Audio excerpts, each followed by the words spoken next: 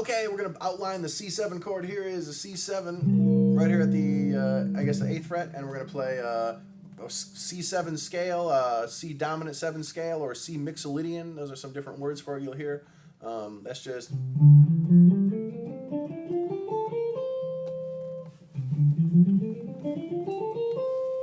And then I can take that same scale and just play the arpeggio off the chord, and it's the 1st, 3rd, 5th, and 7th note of the scale, or the chord. 1st, 3rd, 5th, and 7th note of the scale.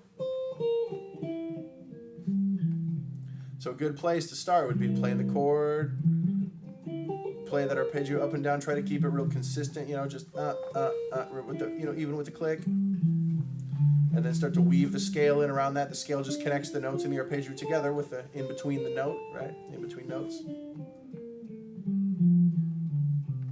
Do the same thing for F7. There's my F9 chord. I could also play F7 like that, and it's... So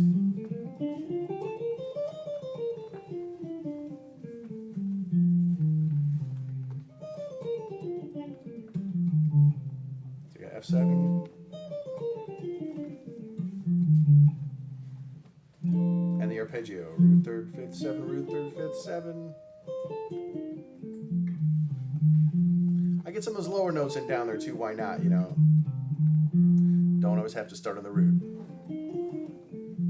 So then same thing, just playing it with the click, just getting, getting those notes on our fingers. I think you have an advantage in already knowing these patterns pretty well, so you're going to be able to make music with this stuff real quick. And then just getting that arpeggio, maybe just kind of playing up and down that thing.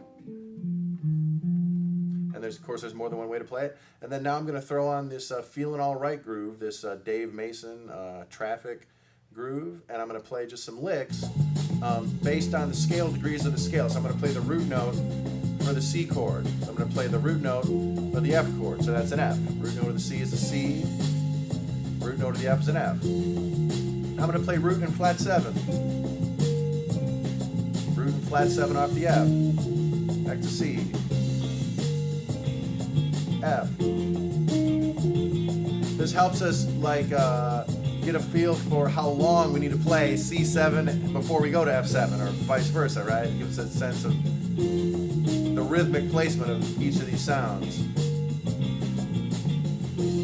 Now I'm going to add the major third. Root. Of course, you can vary the rhythm anytime you want, so...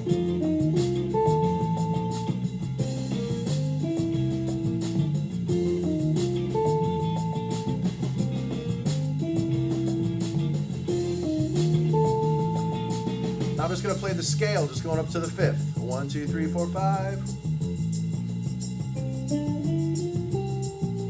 Now on F7.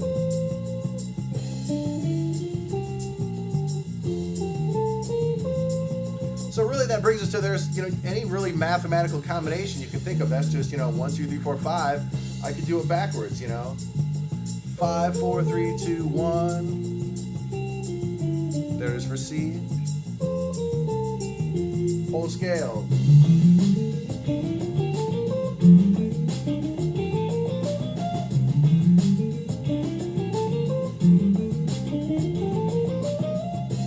Same thing with the arpeggio, maybe.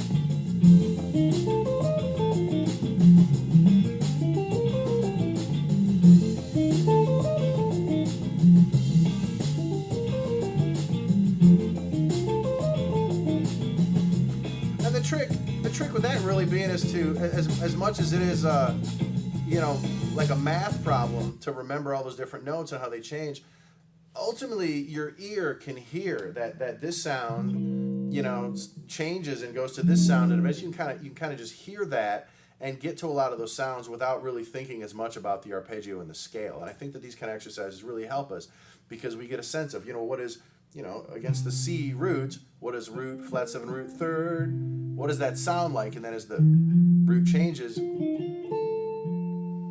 how do those notes sound against the root? So we just once you get that sound in your ear, it's a lot easier to find this stuff with your fingers, as long as you have some sort of, some basic technical facility where you can get the notes to sound out. You'll be able to get there with your ear as easily as being able to analyze it. Cool.